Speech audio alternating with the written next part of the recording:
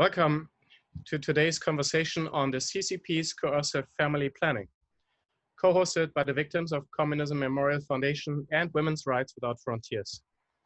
Today, we commemorate the 40th anniversary of the Chinese Communist Party's one-child policy. On this somber anniversary, we call to attention the atrocities of this party, especially at a time when the CCP is conducting a campaign of mass internment and forced sterilization of Uyghurs. I am Dr. Adrian Zenz, Senior Research Fellow in China Studies at the Victims of Communism Memorial Foundation.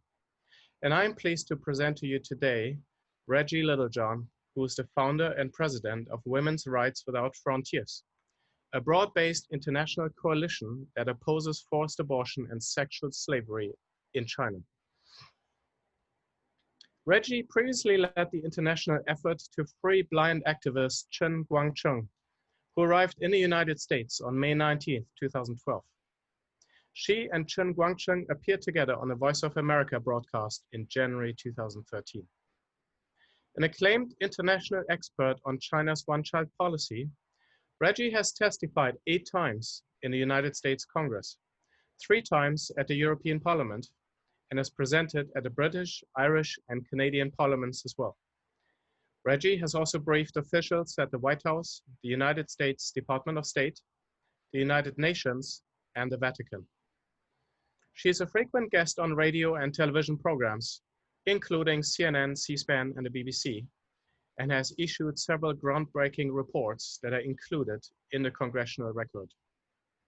In late June this year, I myself examined the government's campaign of birth prevention and sterilization among Uyghurs and other ethnic minorities in Xinjiang, a large region in northwestern China, inhabited by predominantly Muslim Turkic ethnic minorities.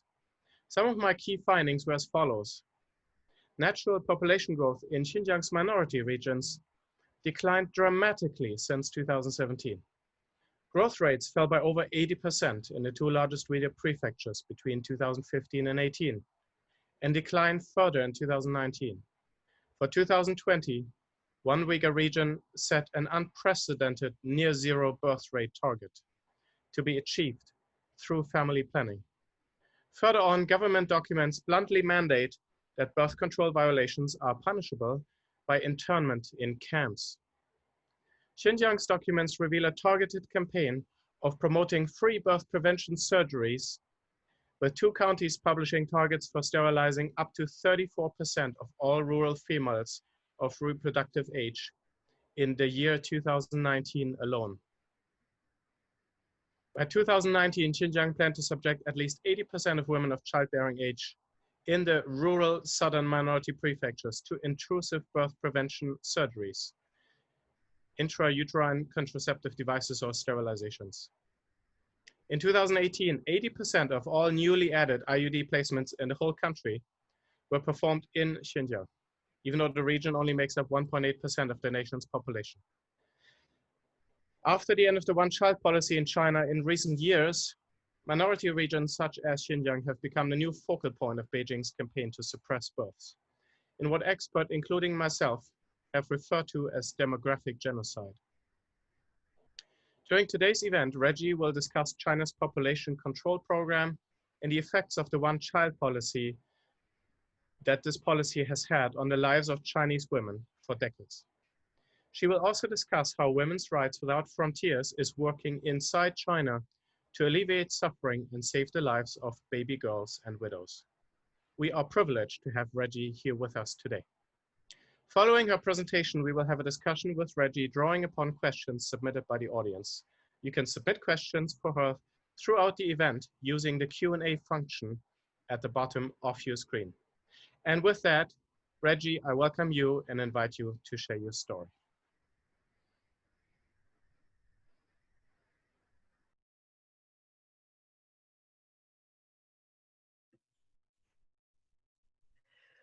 Hello, thank you so very much, Dr. Zenz. I am a huge admirer of your work. I believe that you are the world's leading expert on the atrocities that are happening currently against the Uyghurs. And thank you very much to the Victims of Communism Memorial Foundation for having this event right today, September 25th, on the 40th anniversary of the official implementation of the one-child policy. So on the Victims of Communism website, there is a statistic that is cited, which is that under communism, there have been 100 million killings. And when you put together Mao and Stalin and some of the other communist dictators, this is really the hallmark of communism, which is the peacetime killings of its own citizens. But I would add to that 100 million another category of peacetime killings, which is victims of forced abortion and coercive population control. The Chinese Communist Party has boasted that it has prevented 400 million lives through the one-child policy. That statistic is actually pretty old. That's maybe 8 years old. It could be closer to 500 million at this point. There's no way to verify that. But I would at least add that 400 million to the 100 million. So we will have 500 million, 500 million victims of communism. This pernicious form of government that must be stopped. And we obviously call upon the Chinese Communist Party to end all coercive population control. Now, I would like to begin by playing a video called Stop Forced Abortion, China's War on Women. And this video is an historic video. We produced it, I believe, in 2009. And but today is a retrospective, so I'm going to play it again. In it, you will see some of the slogans that were used openly at that time. I understand the Chinese Communist Party has deleted those slogans because they were called out on it by our report and, and other people as well. But these practices continue. So in a Radio Free Asia report that came out just in August, they said that according to a Chinese Communist Party report in some Chinese state media, there were, I believe it was 8 million extra pregnancies were ended in China last year. Okay, so what are these extra pregnancies? China announced that had moved from a one-child policy to a two-child policy, and the way that was announced was China abandons the one-child policy. It made it sound like they had abandoned all coercive population control, but they haven't. So these 8 million quote-unquote extra births were aborted. And I would submit to you that they were forcibly aborted because otherwise they would not have been part of this statistic if they were just elective abortions. So anyway, so this is continuing in China, and it is actually extremely rampant in Xinjiang, East Turkestan right now. So with that in mind, let's play the video, Stop Forced Abortion, China's War on Women.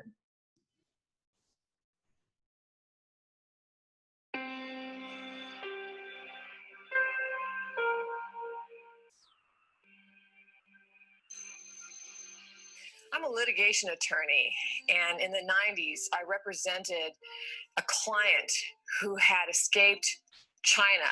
I represented her in her case for political asylum in the United States, and she had been forcibly sterilized.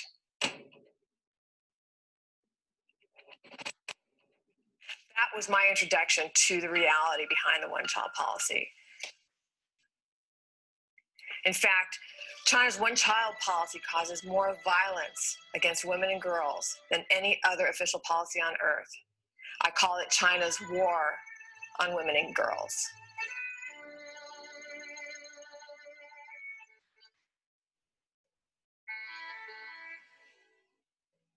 When I say forced abortion, I mean women are literally dragged out of their homes or off the streets. They can be jailed in family planning jail cells, forced to abort children that they want. And this can happen all the way up to the 9th month of pregnancy. Some of these forced abortions are so violent that the women themselves die along with their full-term babies. One case that I'll never forget is of a young woman who was 7 months pregnant without a birth permit. So that would be an illegal pregnancy. who was walking down the street, and she was grabbed by family planning cadres, dragged off the street, strapped down to a table, forced to abort the baby that she very desperately wanted. And in the end, one of the medical personnel came to her with the body of her aborted baby and said, "You need to pay for this so that we can dispose of the body." And she said she didn't have any money, so they just laid that body right next to her in the bed. And I've got a photograph of her looking down and just grieving the loss of this 7-month-old baby that was forcibly aborted. It does not matter whether you are pro-choice or pro-life on this issue. No one supports forced abortion because it's not a choice. And this violence must stop.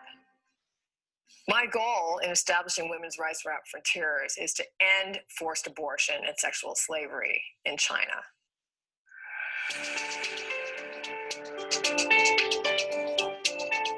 And to that end, I have testified before Congress. I've addressed the European Parliament, briefed the White House.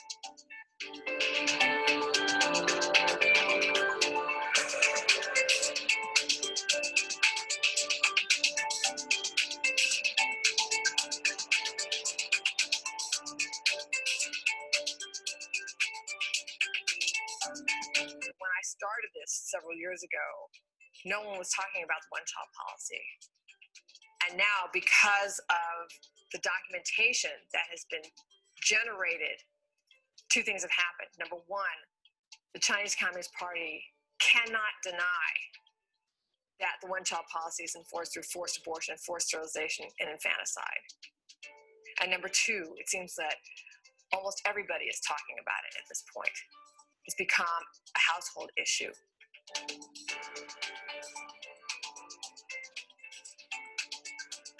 Stop the violence. End China's war on women. Forced abortion is not a choice.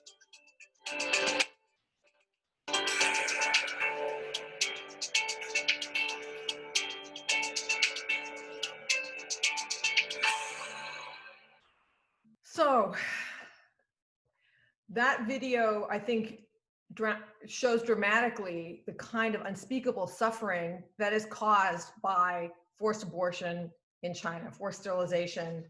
And these atrocities are continuing to this day. So I just am going to read something brief from a Radio Free Asia report that came out in August of 2020, where a woman who had worked in a number of hospitals in Xinjiang for 15 years wrote this.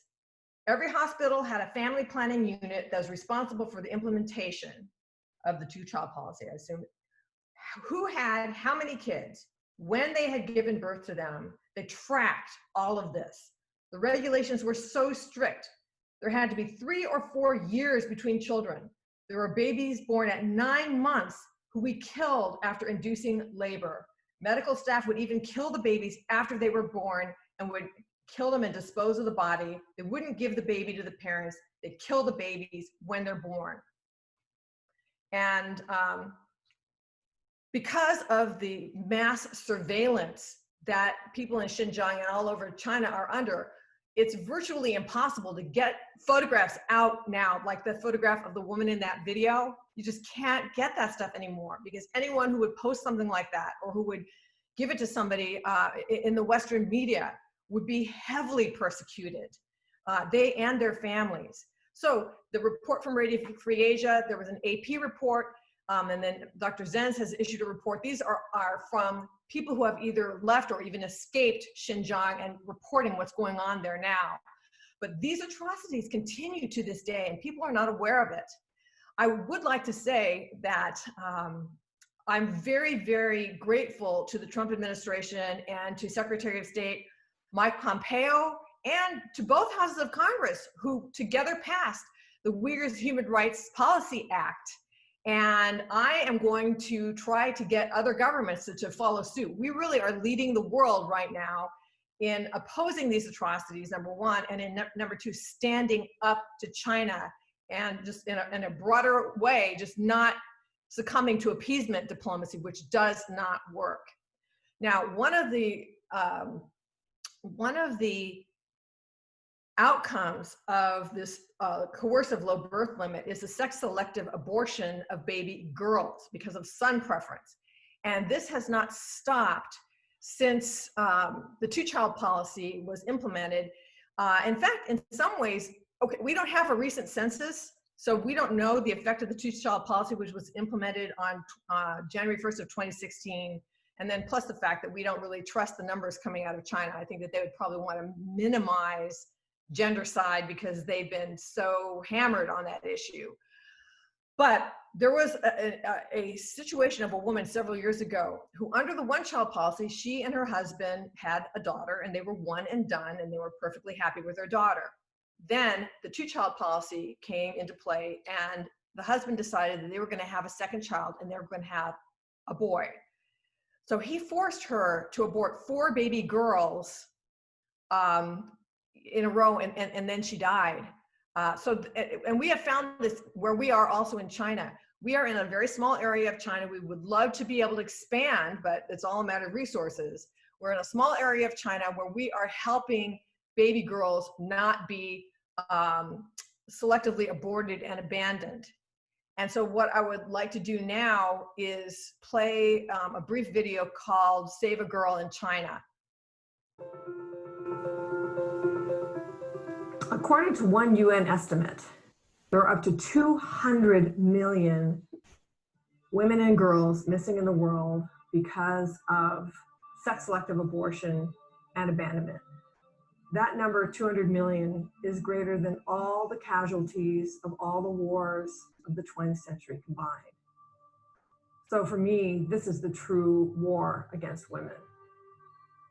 Something that people don't realize is that even under the new two-child policy, or even if there was no coercive birth control in China at all, there'd still be gendercide because people, for whatever reason, they prefer boys over girls. After the two-child policy was instituted, there was an incident of a woman whose husband forced her to abort 4 baby girls in a year, and then she died. Women's Rights Without Frontiers is unique in that we are the only organization that has a network inside of China that is actively saving baby girls. And we've saved hundreds of baby girls in China. One story that was particularly meaningful to me was of this one woman who was being pressured to have an ultrasound. And she dragged her feet, finally went into the ultrasound, and discovered not only did she have 1, but she was carrying 2 baby girls. So even under the two-child policy, she would have used up her entire quota, and both of them would have been girls. So her mother-in-law started the pressure for her to abort those baby girls, and she didn't want to. She wanted to give birth to her daughters, and she didn't know what to do. So fortunately, our field worker found out about this and went to her door and said, "Congratulations on your twin daughters. Girls are as good as boys, and we're not only going to offer you 1, but we will offer you 2 monthly stipends for a year to empower you to keep your daughters." And with the encouragement and with the promise of resources, she was able to convince her mother-in-law, convince her husband to allow her to give birth to these girls. And now, of course, everybody's in love with these baby girls. They're totally adorable. And we at Women's Rights Without Frontiers believe that every girl has a right to draw breath on this earth, and that every woman has the right to give birth to her daughter. Girls do not deserve to be terminated just for the crime of being female. Our field workers on the ground in China are incredibly brave. They're flying under the radar screen from the Chinese Communist Party at great risk for themselves. They go in rain, sleet, snow, and make sure that those women get that stipend every month that helps them support their daughters. And they need our help. So I would invite you to join me in what I think is the greatest women's rights battle of our age.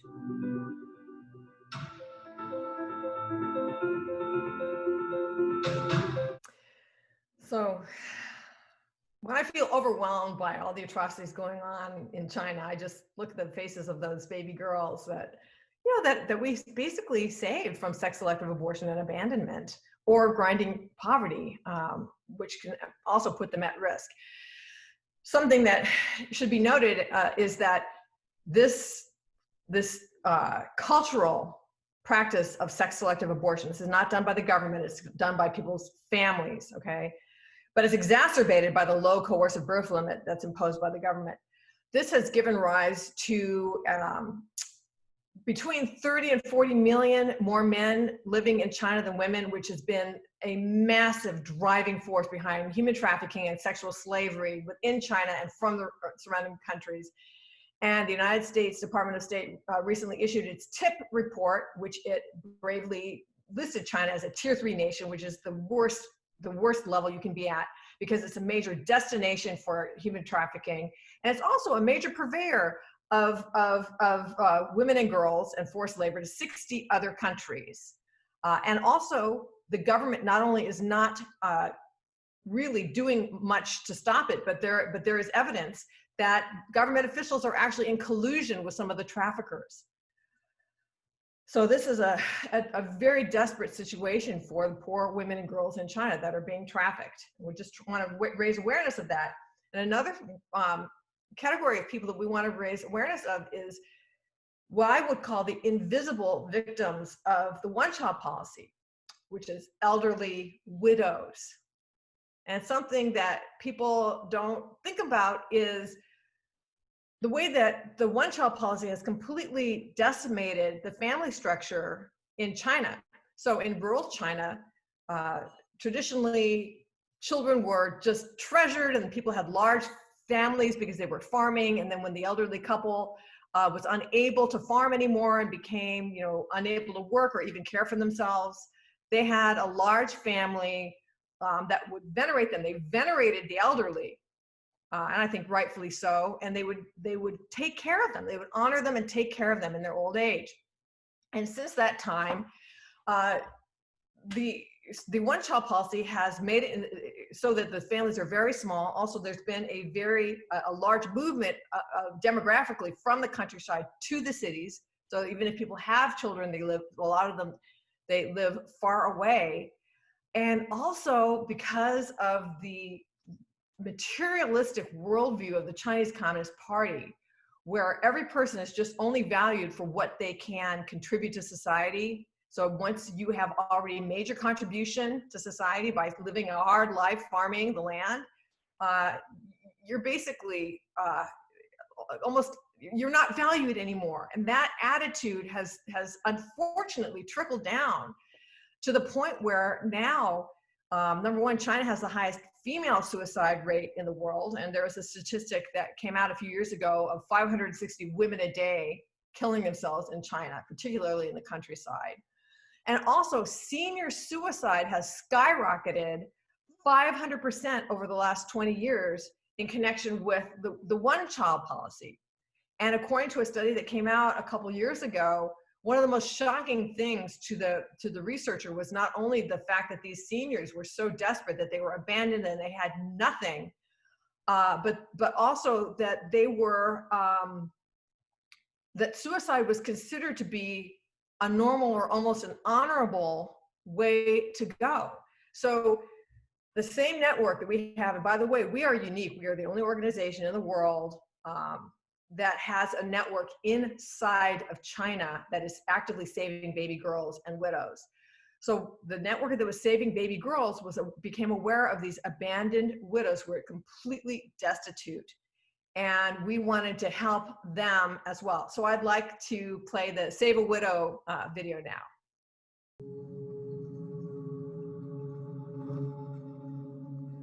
China has the highest female suicide rate of any country in the world. According to a statistic quoted by the State Department, 590 women a day kill themselves in China, and countless more try. China's senior suicide rate has skyrocketed over the last 20 years in conjunction with the one-child policy. In fact, it has increased 500% over the last 20 years. So there's a population of widows in China that are utterly destitute and completely lonely. They feel that nobody in the world cares for them, and they don't have resources. One of the widows that we're supporting, a couple days a week, she would eat only salt because she had no money to buy food. And she bought herself a rope to hang herself with someday when life got too tough. So we have a network of field workers inside of China. That network has been saving baby girls for years. But over the years, I've become more and more aware of elderly and completely abandoned widows in our area. So the same network that's saving girls is also saving these abandoned widows. And we go to their doors and we say to them, we understand that you need help, and so we're here to help you. And they are grateful beyond any imagination for this. The reaction for so many of them is, my own family has abandoned me, and yet people from the other side of the world are coming to my door to let me know that I'm loved and then make sure that I can eat. One of our widows said, I believe that you were sent by God in his mercy and that you're an angel. That's what she said to our field worker. It doesn't take much to make an incredible difference to somebody in the latter years of her life. And so I would invite you to join me in having an incredibly great impact on widows in China and hopefully in the rest of the world as well. So, since we're speaking of the victims of communism event, I would just like to say that recently there's another victim of communism in a different way, Jennifer Zhang, who was, she was a prisoner of conscience for being a Falun Gong practitioner and just gave an incredibly powerful testimony about the unbelievable abuse that she suffered. And she said, socialism promises heaven on earth, but always ends up giving you a one-way ticket to hell. And then Vladimir Lenin once said the goal of socialism is communism.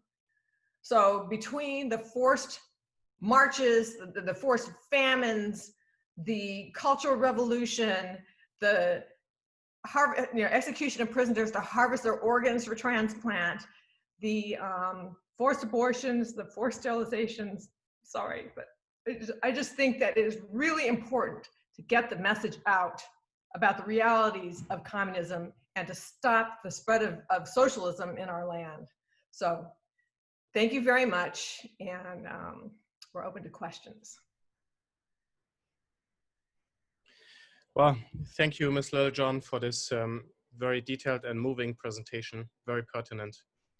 And I would like to remind everybody that you are most welcome to submit questions through the Q&A feature at the bottom of your screen. I, at the moment, do not see any open questions and would like to give everybody a bit more time by asking one myself. As we have pointed out, China has changed its policy. It has moved to a two-child policy, which, as you have elaborated very succinctly, continues to produce all kinds of human rights violations. In my research, I have, of course, encountered the sort of response or criticism, especially by people who just think nothing special of what China did to the, during the one-child policy, that basically said, well, the Uyghurs had a lot of kids, and there was a lot of leeway for them, and the government was very lenient with them. And now the government is finally, so to speak, enforcing that among the Uyghurs and other ethnic minorities in Xinjiang, which the Han faced for decades. And of course, a number of things could be said on the subject, and I myself have done so, but I'd like to invite you to respond how you think that the situation in Xinjiang is more or worse than simply an implementation of the regular one-child policy, almost like an equalizing of what happened among the Han, and what sort of really distinguishes it and makes it especially problematic. All right, thank you for that question. First of all, I would say that to anyone who says, oh, horrible atrocities were committed against the Han Chinese, and so it's, you know, it's time for the Uyghurs. I mean, that logic is so perverse. I can't even respond to that. But there is a difference, okay? So the difference is this. With the Han Chinese, you know, the stated goal was population control. Now, I don't actually think that that was the real goal, but it was the Han Chinese against the Han Chinese. We'll just leave it at that, and you can ask me what I really think the goal was under that. But with the Uyghurs, it goes beyond the enforcement of coercive birth limits, because they are at the same time encouraging births among Han Chinese in Xinjiang. And they are also, they've interned between 1 and 3 million Uyghurs. And the main reason for this is a violation of the family planning policies and also religious extremism. Now, one of the definitions of religious extremism is anyone who believes that the fetus is a gift from God. So anyone here who is watching this that believes that a fetus is a gift from God, you would be a religious extremist in Xinjiang and interned. And also, they are taking away extra children, the so-called extra children, and putting them in boarding schools where they are basically indoctrinated out of their faith and into belief in the Chinese Communist Party. And also, there are credible reports that where a man, for example, is interned because for any reason, but let's say he was interned because of a family planning violation. Maybe his wife had 3 children.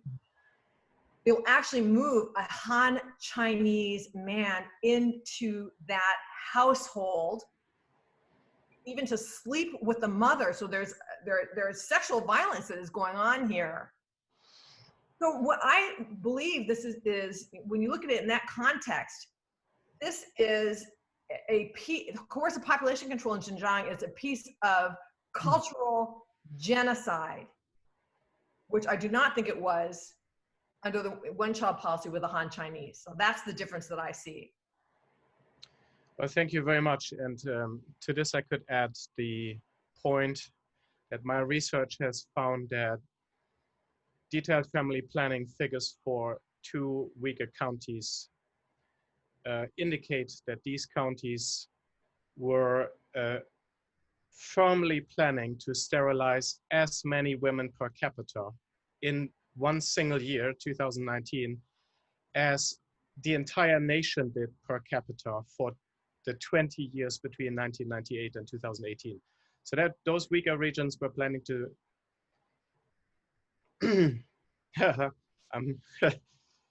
we're planning to sterilize as many women per capita as China did in 20 years between 1998 and 2018.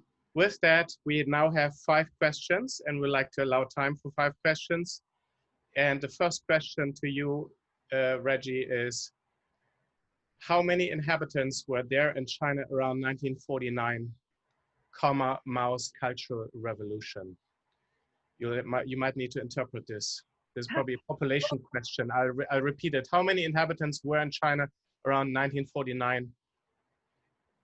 Okay, so I don't know the population of China in 1949, but I do know that the Cultural Revolution was not in 1949. I mean, it was like in the 60s and 70s. So the issue was not what was the population in 1949. Issue was that in 1949, when Mao took over, he believed that people were the strength of China, and he encouraged women to have as many children as possible, and even gave awards to women who had lots of children. So in the Mao era, there were approximately 5.9 children per woman. And then when Deng took over, he thought that that China could not continue to expand under that exponential rate. So he implemented the one-child policy, but scholars question whether that was necessary, because China had prior to the one-child policy, an encouragement policy saying 1 is best, 2 is okay, 3 is too many, and cut the population growth in half by that. And also, when you look at places like Singapore and Taiwan, they have a very low population rate. So these are Chinese people who have not sort of exploded their population and have not had any kind of coercive population control. So I believe that those statistics call into question whether the one-child policy was ever actually necessary. The next question is, what region of China do you operate in, and where would you like to expand to next? What would it take to expand there? Okay. Where we are in China is, of course, the biggest secret in the organization. I am the only one who knows where we are, and plus the person who's the liaison between me and the people in China, and our network in China are her friends. Obviously, we are not going to say where we are, because then the Chinese Communist Party would come in and shut us down.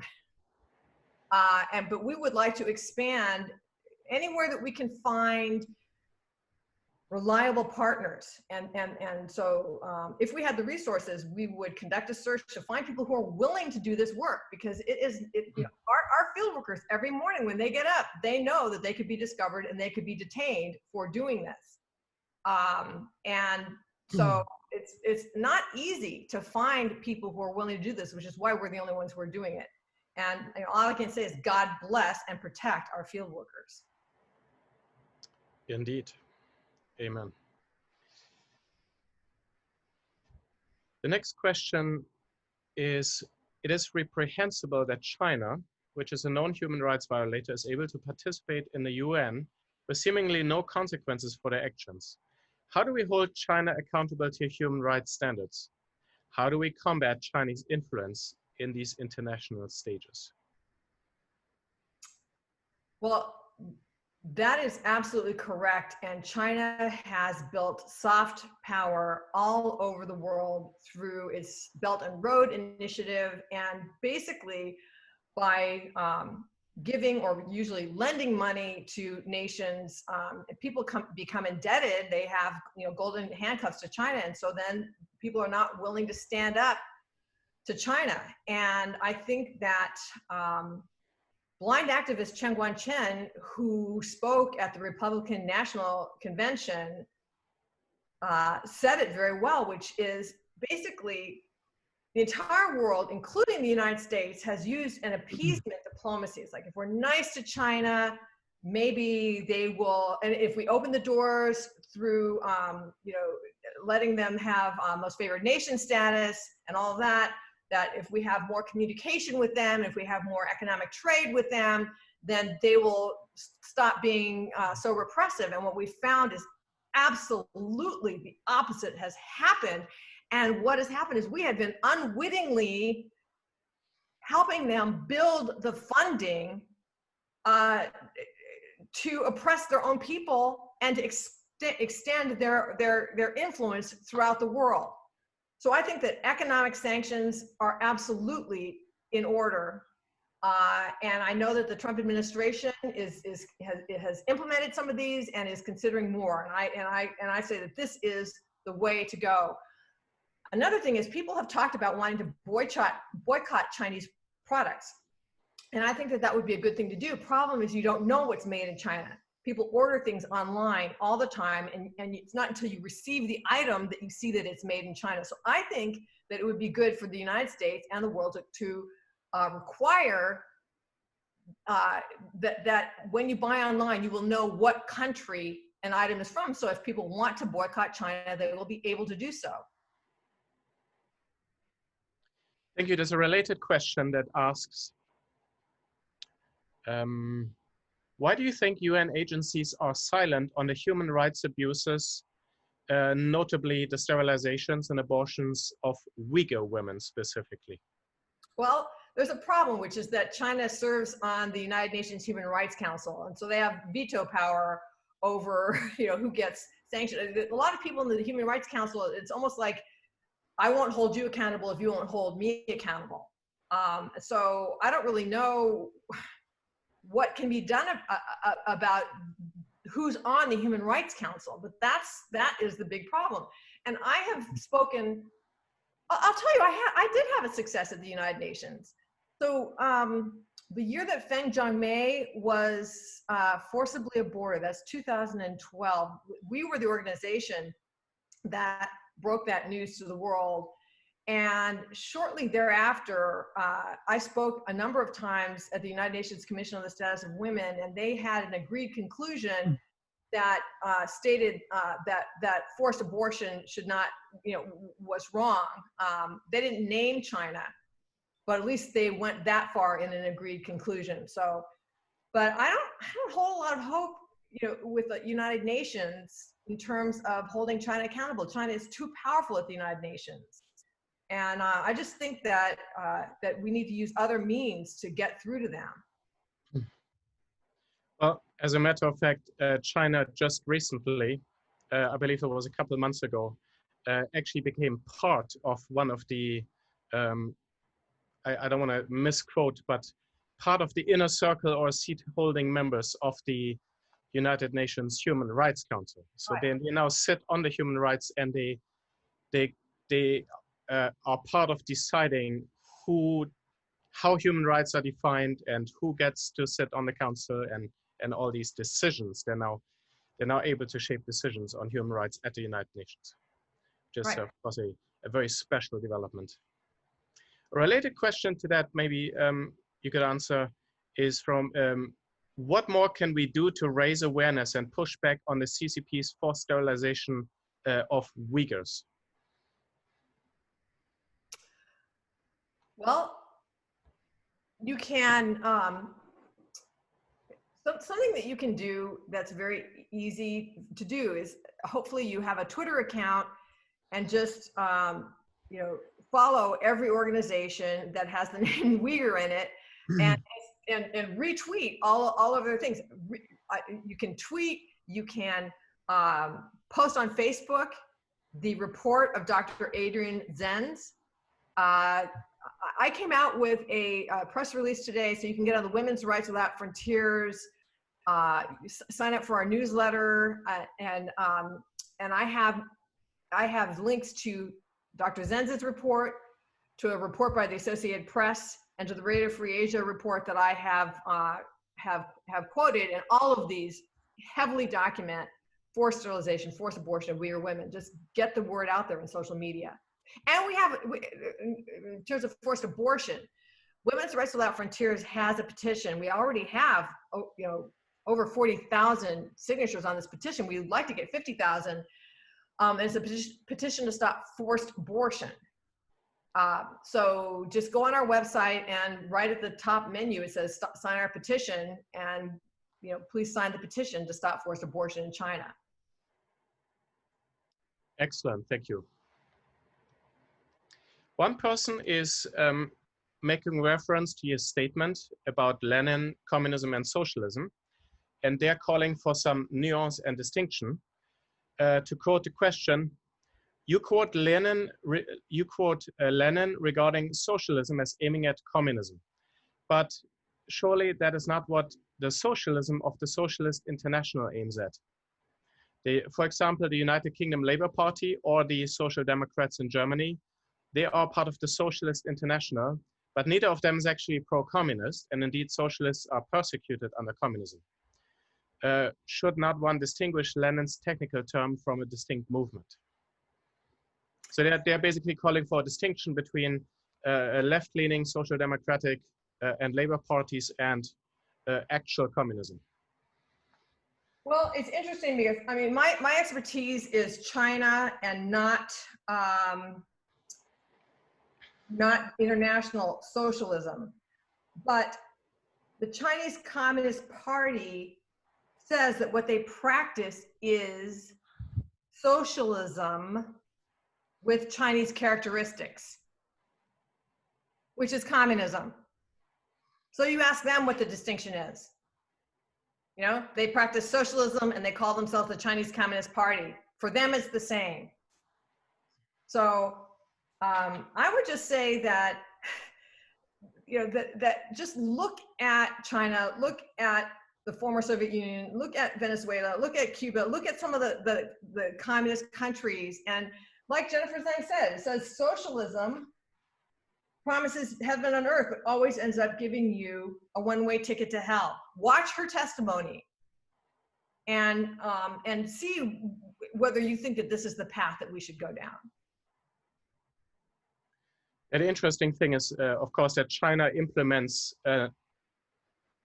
none of the core policies that both communists or socialists would actually call for.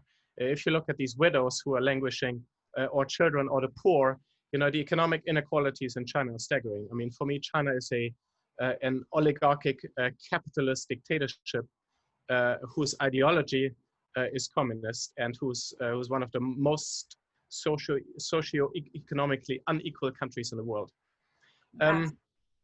My personal, since I'm the moderator and have the privilege to say something, I would personally agree with the statement that there is a distinction between a sort of social democratic socialism and communism, although within social democracy you'd have a spectrum, and some of those people would lean, basically the further left you get, the more it becomes problematic. And of course, I see all kinds of people on the very far left spectrum at the moment who are heavily defending China's policies, including the atrocities against its minorities, which is incredible.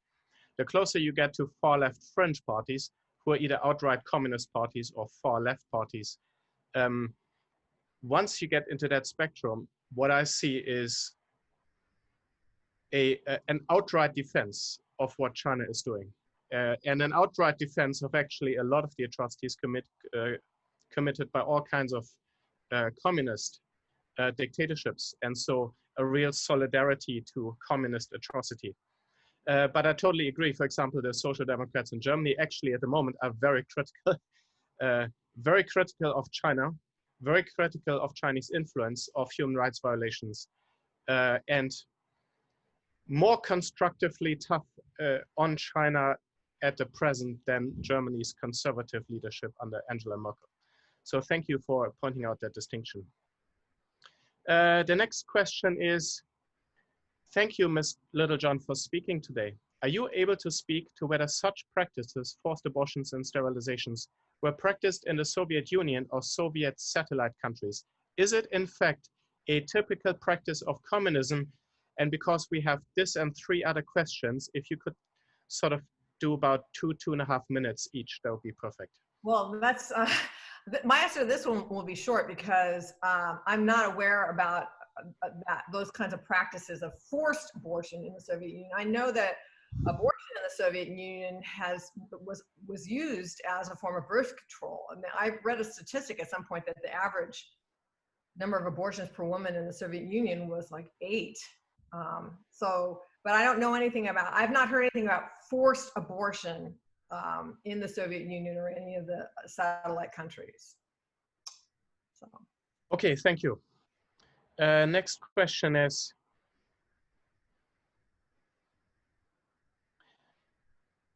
through your work experience inside China, have you seen any possibility that Chinese people could be enlightened to value human rights to confront the CCP?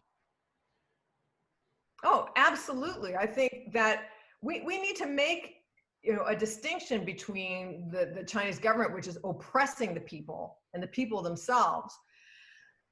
The thing is that China is becoming increasingly repressive. It's increasingly a surveillance state. They've got, I don't know how many millions or tens of millions of cameras that are, you know, filming people all the time. People's cell phones are being monitored. Their computer use is being monitored. And so even in 2005, when the blind activist Chen Guangcheng exposed the rampant use of forced abortion and forced sterilization in his area of China, he was, you know, hammered and tortured and jailed and put under house arrest. His entire family was persecuted. And today, you know, you send one little tweet on WeChat, and you could have people in your, like, cadres at your front door within hours. It's really frightening. So this is the thing. The Chinese people don't have free speech, and that's why, as an American, because I have free speech, I feel I have an absolute moral responsibility to stand up for these people, because they really can't stand up for themselves. Yes, indeed. And I think there's probably a lot more that we don't know that's happening. I think we need to find ways to inform the Chinese people, ways that they can read information. And then, however, they may or may not be able to spread that information or speak out about it is another matter. But I think informing the Chinese, you know, I think the Chinese actually very deeply care about human rights in many ways. And many are just fairly ill-informed, really. The next question is, should we be boycotting Mulan?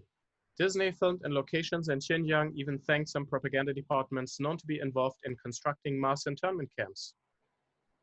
Well, the simple answer to that is yes. So, I mean, I think that the filming of Mulan in Xinjiang is a reason to boycott it, and I don't know why Disney chose to do that. It just doesn't seem at all like the right thing to do. Would you like to add anything to that, Dr. Zenz? I think, well, we live in an era of a pandemic, so that makes things a little bit more complicated. But I think it'd be wonderful to reenact a little street scene of Uyghur internment and atrocity in front of a large movie theater that is showing Mulan.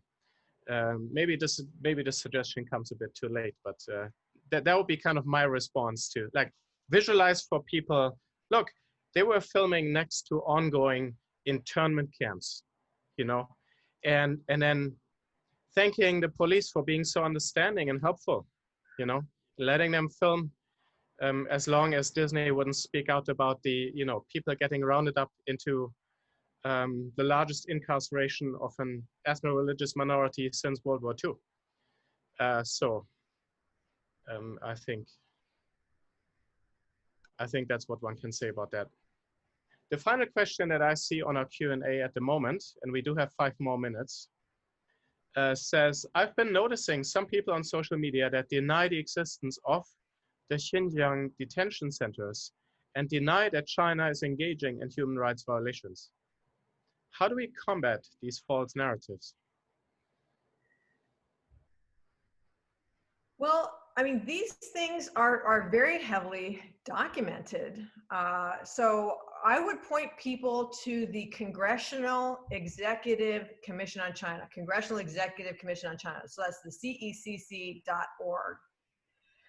They come out every year with a very extensive, like hundreds of pages long, report on human rights in China. And they have all kinds of different sections that have extensive footnotes. And then I would also send people to the State Department human rights reports. So this is not a matter of opinion. These things are heavily documented. Both the State Department and the Congressional Executive Commission on China are very careful about what they put in their reports. They don't overstate things. So this is not just a bunch of activists crying wolf. This is our own government extensively researching things and documenting them. And then I would also say, you know, again, that Dr. Zenz's report is very heavily documented. I mean, this thing is footnoted, you know, to the nth degree. So I would ask people to check the footnotes, click on the links, and then see what kind of a conclusion they can come to on their own. Thank you very much indeed. My response to this would be that a lot of the people who deny these things have a very, very strong ideological bent. And because of this very strong ideological bent, which is actually quite insightful in a frightening way, they would immediately, outright, without looking into it, dismiss anything that comes from their ideological enemies, which are the United States government, the Western media, anybody who is not remotely as left as they, or even slightly conservative, or has the wrong religion, etc., etc. My opinion, there's maybe two things one can do.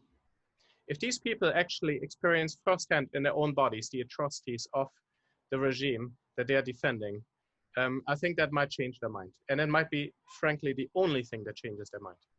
Secondly, if some of their own who are far left enough and for some reason willing to look into it and are not as inclined to defend a communist dictatorship just because they share the same ideology, that might be helpful. Anything else, I think, is very difficult. And unfortunately, often the only thing is one can present the facts and then just proceed to ignore the continued ignorance. And there's one final question that we have before we need to wrap it up here, which is, what are you doing to combat racist acts against Chinese people in America as you fight human rights abuses in China? Just to say, I also think that people who deny these things should go on the Victims of Communism website and look at all the resources there. It's pretty overwhelming. So racism against Asians in the United States, well, we've raised two Chinese girls, or one of them, and the other one is already raised. She's getting married actually on September 10th. So in our own family, we have a sort of a biracial family. And in the United States, I have not really taken any direct action on that regard, but I would say that